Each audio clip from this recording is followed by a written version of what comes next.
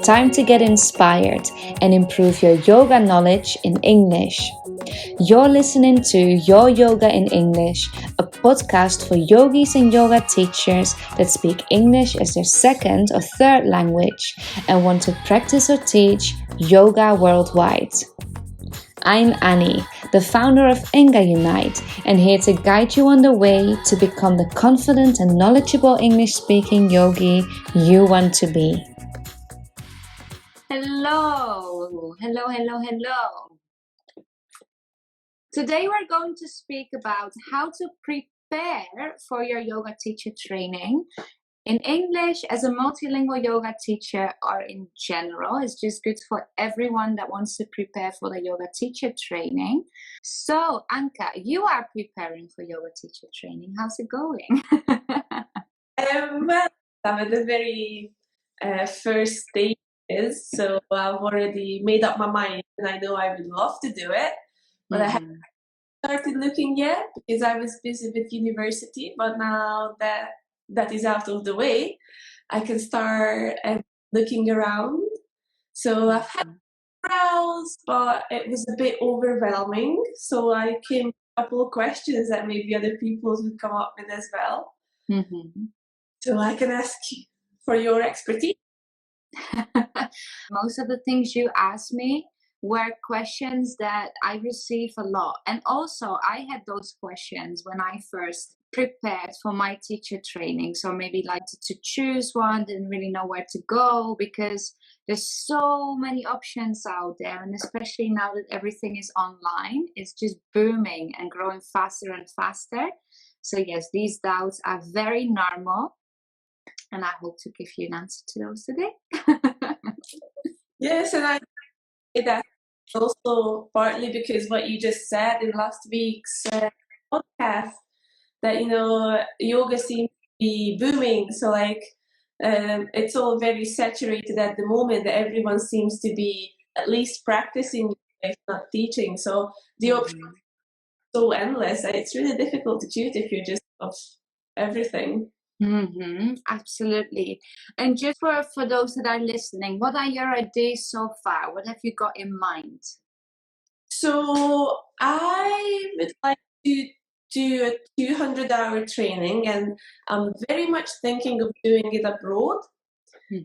I also kind of like to have it almost like a vacation, to get away from my current life, because that would ignite a big lifestyle. But I'm not sure, because when we talked, you said good things about online training as well. So I go through some questions other people can also consider both of them. Exactly. There are real benefits of doing it online, but also abroad. And I think there is no real right or wrong way to go. Obviously, at the moment, our opportunities to travel are pretty limited. So going to India, for example, right now might not be the smartest. Yeah. But on the other side, if you're not in a rush, it definitely has some benefits doing it in India or any other place, really, because if you're abroad, you have way less distractions from the external world or the world around you or your daily life. On the other side, you're not able to work and be part of that if you're necessary there. So I think the benefits depend on the person and their needs, their lifestyle, their family life, their work as well. Maybe they're not able to get that time off. So yes, many different benefits, and I wouldn't say disadvantages, but things that aren't working out as well, I think. Definitely need to be considered. Yeah, it really depends. I feel like it's a very difficult thing to do, and really, like, if it's not the first, but the one before the first step, I think, yeah, doing some inner work and finding out what do you actually want from a yoga teacher training. Yeah. What your goals really are, because that just makes all these decisions so much easier. As I was reading through the blog post from last week, it really made me realize actually that I love the idea of doing a yoga teacher training, but I'm not actually sure what my goals are. Find that all those questions in there, they really make you think. So if you're considering recommend going through those blog posts? You know, very often we want to become teachers because we love practicing yoga. We love going to a studio or be surrounded by other yogis and share this practice with others. But also because we have experienced so many benefits in our body, in our lifestyle, the way that we think, our relationships. And we want to transmit this passion or this life-changing experience with other people. But it's very important that when we do, not necessarily when we do the training itself, but that we know what we want to do afterwards when we choose one. Mm-hmm. Because, for example, I think I told you guys last week as well when we spoke about choosing one, my training was all focused on vinyasa and a little bit of hatha. But in my practice, I only practice hatha really if we speak about yang practices.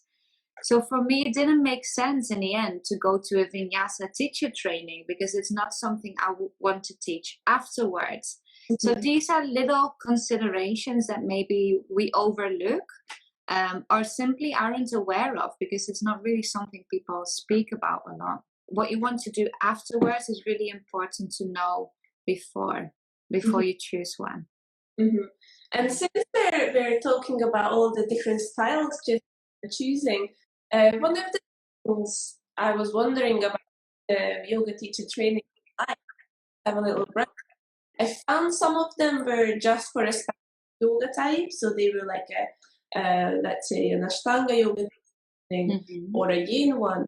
But I've also found some that were combined, so instead it was like a Vinyasa and Hatha, let's say. Mm-hmm. And in your opinion, is it better to just concentrate on one type of with one arm of the yoga, or is it better to do like a combined? I don't think there's a big disadvantage of doing different styles because as yoga teachers, you will go to studios and you will speak to other yogis that have practiced different styles. And it's really good to be informed about these different styles and have a little bit of knowledge about all of them. Not only for when they ask questions, but also to maybe advise people what could work in a certain situation. Mm-hmm. The benefit of doing only one training is that you are educated just in this style, or they call it lineages, mm-hmm. and you can become a real expert, specialize yourself in this aspect, in this style, and become really good at it. So when people need a certain thing, they come to you because you have all the knowledge about it. On the other hand, if you do want to practice different styles and you want to experiment with that, it's good to do a mixed style teacher training as well. I don't see there's a disadvantage mm-hmm. doing that. But again, it depends on your goals. It depends on what you want to do after, what kind of classes or services you want to offer after. So those are real things to bear in mind and maybe to start with before mm-hmm. choosing one or getting further into reading up on trainings. Talked about things that were still maybe a little bit about how to choose or like steps before you actually choose. Mm-hmm. Let's already chosen one. Okay, I have a couple of questions how to actually prepare. Like, what's the next step before you actually go away? Mm-hmm. So I think the first question that popped in my mind is, does it really matter how long I've been practicing yoga before? So I've been doing yoga like a little and then a bit more intensely lately in the past couple of months, let's say, but I don't have to be an expert. Do I need to be a very practiced expert to become a yoga teacher? To become a yoga teacher, I don't think so. I know people that actually haven't practiced yoga much or at all and went to that teacher trainer to understand their bodies, to understand where yoga comes from, to understand what works for them and maybe for other people as well, to just get a bigger understanding of what yoga really is. I do believe that if you want to teach straight after training, or if your goal is to eventually teach afterwards, we need to develop a daily practice on the mat, but also off the mat. Mm-hmm. And this doesn't mean that you have to practice an hour and a half of yoga asana every morning, but just stick to your daily practice of creating awareness, creating body awareness, practicing the yamas and niyamas. These are ethics of yoga. practicing the 8 limbs as well, and just really get involved with the communities around yoga to become a teacher. Because doing your training gives you a great, like a 200 training, gives you great knowledge. It's amazing. It's a really, really inspiring and empowering experience. But after that is when it really starts, because that's when you start teaching and you have to make it your own. You have to find your own teaching style or your way of explaining things. And this can be very challenging at the start. But to help you gain that confidence in your teaching, it's important that you practice as well. Mhm. This way, you're more compassionate with your students because you understand what they are going through. You understand their pain points or why things don't feel right or maybe feel amazing. Mhm. It also helps you to find variations of things that work for other people. And so, yes, as a teacher and when you are teaching, it's important. But before teacher training, it's recommended, of course. I would always recommend it. But I wouldn't say it's necessary. It's a must to do that. That's good to know. So it's like a classic case of practice what you preach. So it makes Exactly, exactly. As yoga teachers, we have to always practice what we teach, practice what we preach, and practice what we teach. and now that you mentioned about like networking and community, I have a lot of questions. Do you think if you do your yoga teacher training within a group or like with a group of others, is that maybe a good starting point to build your connections, like as a teacher, or like to build your community? Absolutely.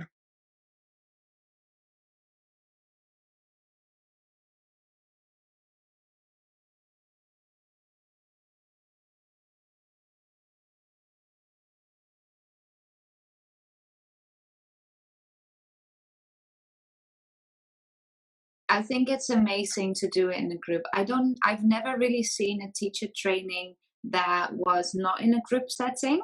Maybe there are online or with specific teachers. I've never seen it private or individually. But the benefit of a group when learning anything is that you go through the experience together. You learn so much from each other, and they will ask questions that you haven't thought of, but did question in the back of your mind. So it's a great way to enrich Mm-hmm. your vocabulary when you're learning, because there's a lot of new terminology and vocabulary going on. There's just so many different things that you're learning. It can be a bit overwhelming, the load of information, but sharing this experience with others can be very comforting because you know exactly what you're going through at the same time, and you can offer support and help each other and give each other feedback. Yes, I would definitely recommend it. And it's a yes, like you asked, your question was if it was good to build community. I definitely think so. That's so amazing. That's so nice, getting together with like-minded people. Yes, absolutely. And now that you mentioned the workload of, you actually get a lot of information, and when I think about, learning about yoga, the first thing that comes to my mind is Sanskrit, all the poses that you hear sometimes, but you don't actually really know. So do you think it's important to learn some of like the basic poses in Sanskrit, or is it central for many of the trainings? This really depends on your teacher and their teaching methodology and also the way they teach. So there are teachers that, and I'm speaking about teacher trainers, so the people that teach you how to teach. So some of them are very traditional and they do like to include it. Some of them are really modern and they don't really include it. This depends on your preference as well. Is this something that you want to include in your offerings and in your teaching style later on? Mm-hmm. So I think before starting to dive into this and worry about it, like, oh, I can't remember all of it, ask your teacher if they include it and if they do make use of it a lot. I think there will always be a little because there are references that they need to use.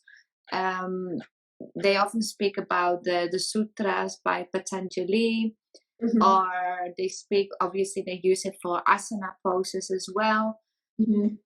I would recommend, if you do want to learn, practice with teachers that use Sanskrit in their teaching style.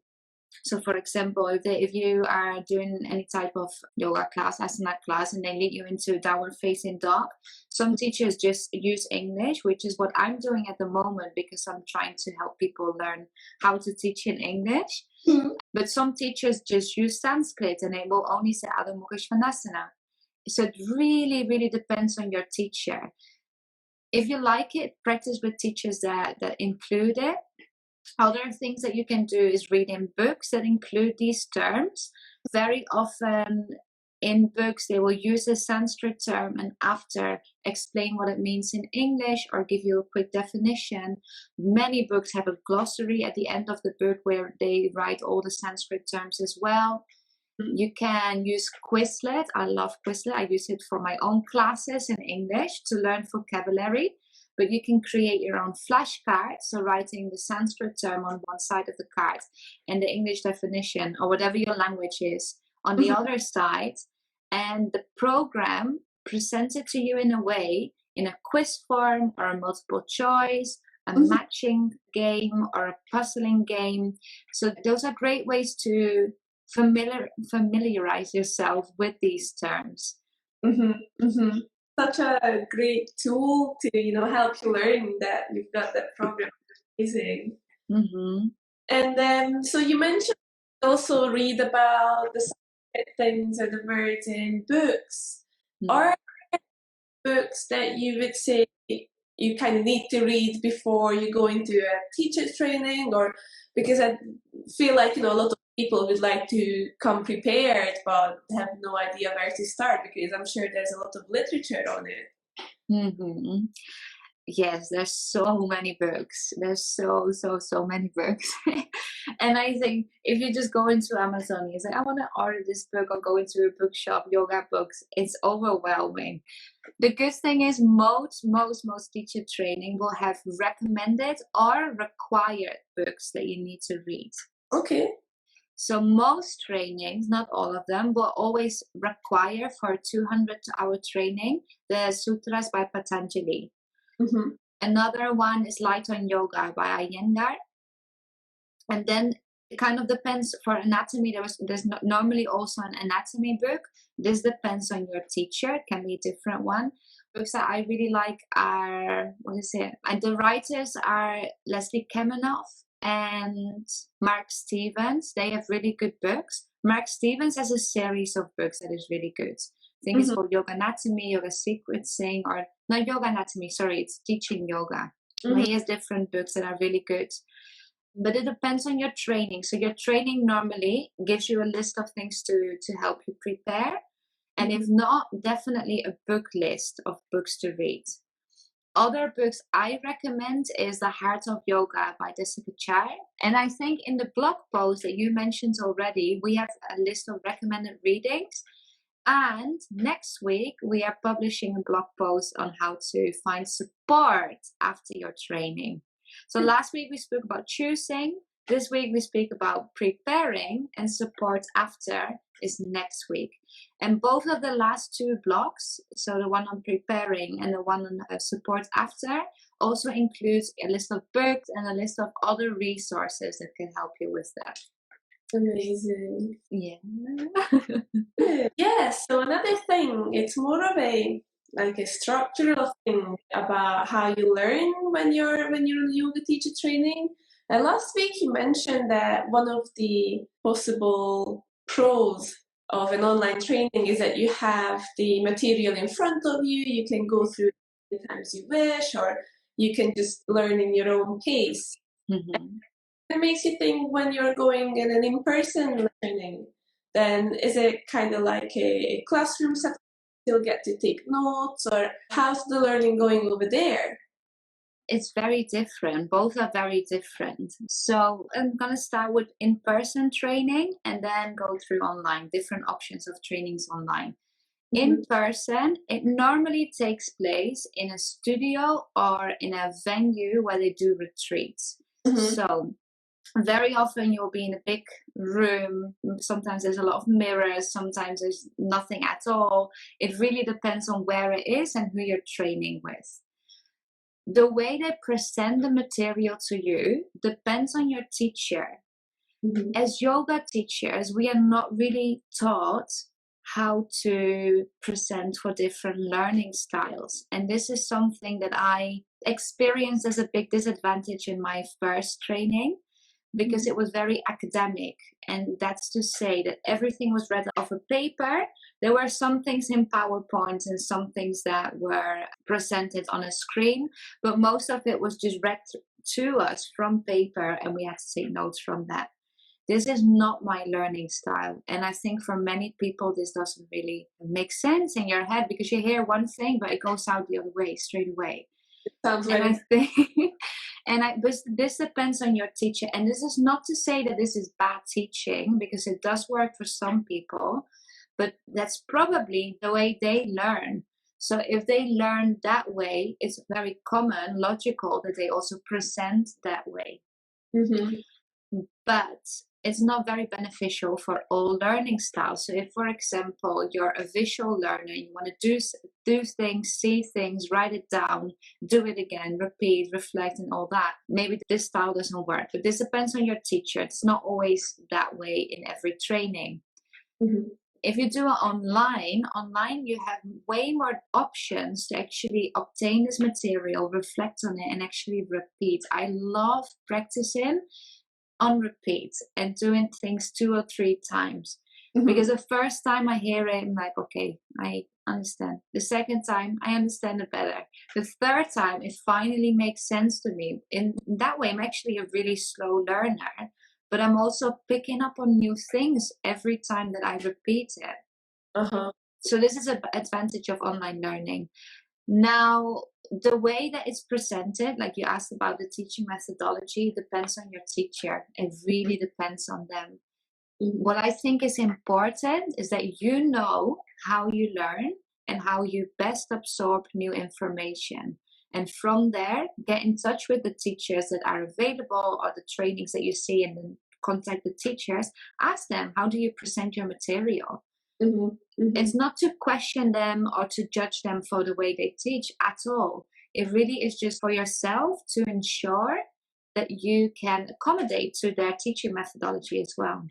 Mm-hmm. Mm-hmm. That's very important to find, the common platform, because otherwise there's no point you paying for the teacher course if it's just, you're just not on the same frequency the whole time. And exactly. Yeah. Mm-hmm. Yeah. And so another thing I really wanted to ask is, as I was reading through tips maybe, or trying to find what people usually search for when they are about to prepare their yoga teacher training, mm-hmm. they advise to take some time off. They compared it to soon, like before parents have a new baby, like just before that they go away on a little vacation, before their life is about to turn upside down. Sure that like after a yoga teacher training, your life and your practices do turn around a lot. So they suggested to take some time off before, mm-hmm. and it kind of does make sense. But I also thought to myself that, wait, if I take some time off from my practice and I'm gonna get there unprepared. So what do you think? What's your point on how to give yourself a break? Mm-hmm. I think when you are preparing for your training, it's really good to have a little bit of time to really reflect on what you're doing, why you're doing it, and maybe set intentions for the time that you're going to spend on this teacher training. It's not possible for everyone to actually take off a whole week and go into their training, or even take off time for their actual training. Mm-hmm. So it depends on the person. I do recommend taking time, whether it's a day, whether it's just a couple of hours a day for the week before your training, to practice, to do your reading, to get into the mood or get into the mindset of learning. Because also, on the other hand, you don't have any problem with this because you just finished studying. But for a lot of people, they haven't studied in years, and they suddenly go into a training and have to sit in a classroom kind of setting 10 to 12 hours a day, depending on your training, of course. But it's a lot of hours. So the information, it can be very overwhelming. There's a lot of things coming to you because it's not just yoga asana. I think from everyone that I spoke to and what I hear, my own experience as well, yoga asana is maybe 10% of all that you're doing. Wow. It's so much theory and other types of learning. Full package. Yeah. So yeah, take the time to get into the mindset and prepare your mind for learning to this extent because it's going to be a lot. But this is another benefit. I'm sorry, my answers are so long. But this is another benefit of doing it online, because if you're doing it online, very often you have the time to make sense to things. Some trainings, this is what I wanted to say earlier. So some trainings still have the same teaching methodology of doing it in person, but do everything online. So they have these 10-hour days on Zoom or whatever platform they use. But most trainings spread it over a period of time, which allows you to really make sense to all your new learnings, to watch the recordings, to read through things, to ask questions that come up later, because everyone knows this. You know, when you're in a conversation, there's many questions that didn't actually show up right there and then, but they come to you days later. And this is a great benefit of doing it online, because you can ask questions whenever they come, and it's not after your training and it's okay, well, I'm done now. It's a bit late. Yeah, you already answered most of it, but I just want to ask. I know you have experience in both in-person and online yoga teaching trainings, and I was wondering how are they doing online one? How do you still get the sense of community? And I was wondering if, do you get presented with all the material and then there are allocated times and you get together and you can ask questions, or is it live calls or practice or pre-recorded? Can you talk about that a little more? Because I feel like currently there's a lot taking place online, so it would be good to know a bit more about that. Again, this depends on the structure and your trainers.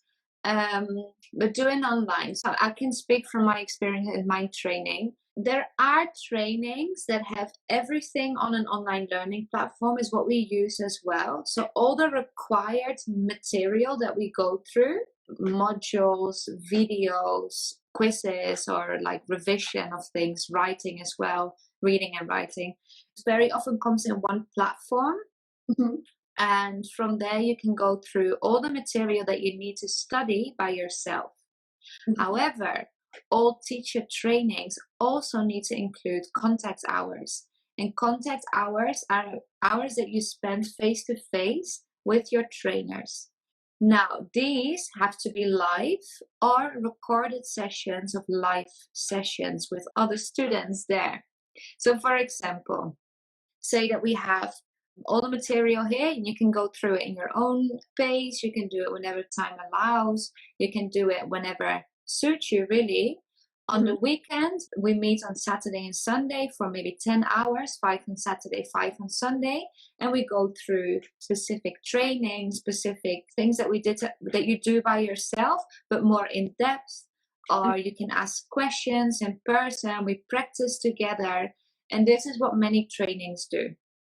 So there's an element of doing it by yourself, but there's always an element of meeting your teacher as well. And that way you have that sense of community, because you can create a Facebook group or a WhatsApp group with your other students, ask questions during the week, practice together during the week. On Zoom, you can practice together as well. And I think it's a great benefit because you meet many more people, you grow your international community straight away. And at the same time, you can do it all in your own time, whenever time allows you to do it. See, that's amazing. Now you told me all of that about the online. And now I actually want to start it tomorrow to do an online. If you want to get a feel for that, Anka, you have to join us next week for the challenge, because that's very much what it's like to do a training online. I'm so excited about that. Me too. I'm really, really excited. And I'm so excited you signed up. I think I have all the questions I've prepared for, probably. But now that you mentioned this challenge coming up, can you tell us a rough outline so we know what to expect? Absolutely. Absolutely. So I'm going to get my information here because I've been working on the worksheets today. They will be out on Sunday for those that have signed up.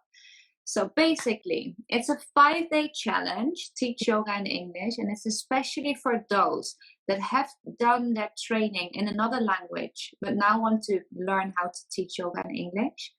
Or for people like you that want to do teacher training, but they aren't sure yet where or how or what they prefer to do, and just get a feel for what it's like to do a teacher training. Now, on day 1, we will have a coaching session and speak about our mindset and confidence. As yoga teachers, we constantly compare ourselves to others. We experience a lot of self-doubt, that we're not good enough. Who am I to teach? And where does this really come from? Why are we fearful of teaching, or why do we believe that we're not good enough? So we're going to speak about that.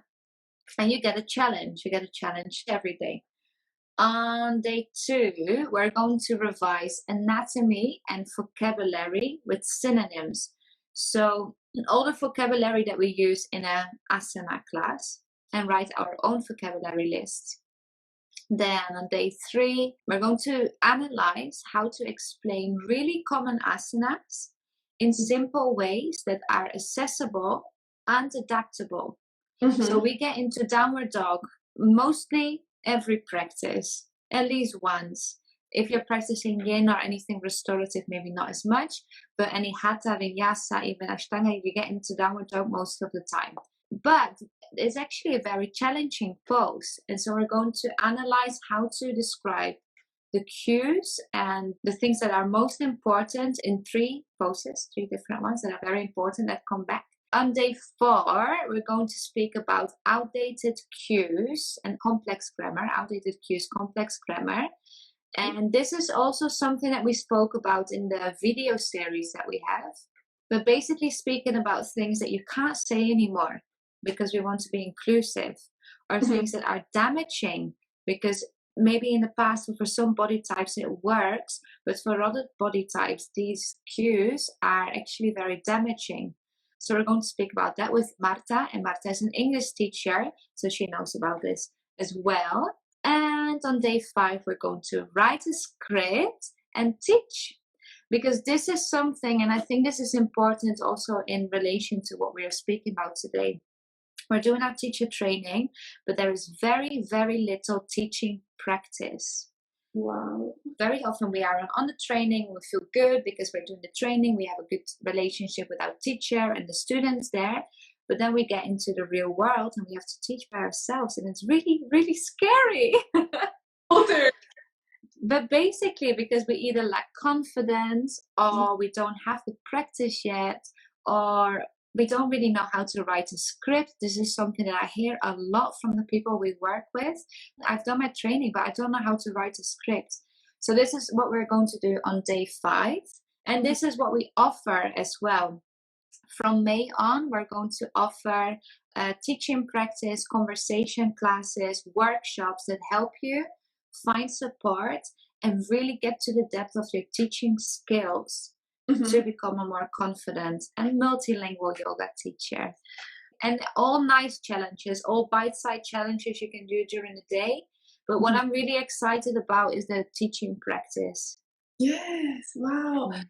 Like to be like meeting and then we like teach practice on each other, like. Yes. So we've done this a few times with people that we work with. And the teaching practice really is, we have a script. Everyone is teaching the same script, not necessarily the same words, because everyone has their own teaching style and own teaching vocabulary. So you write your own script for a sequence, and then everyone is asked to do part of the sequence or repeat the sequence. So we hear different ideas and different approaches as well. So basically everyone has about 5 to 10 minutes during the class, and then we can repeat again. It depends on how many people actually are there, but it's in a way that everyone gets one round. You don't have to do a whole class by yourself. Mm-hmm. But this is something, if people are interested in that, it's something I would love to offer. It's something I would love to include in our offerings. Very nice. Yes. If you have any questions, don't be shy. You can send them in. Yeah, I think it's so important that before we choose our training, really get clear on your goals. What do you want to do after your training? Not even what, where do you want to teach and who do you want to teach? And with that information, choose a training that suits your schedule, your lifestyle, your budget, because some of them are really expensive. And a cheap training doesn't mean it's bad, but a good training doesn't mean it's good. So really go for what feels right for you. And I mentioned already last week, meet your teacher. Really make sure that you know who your teacher is.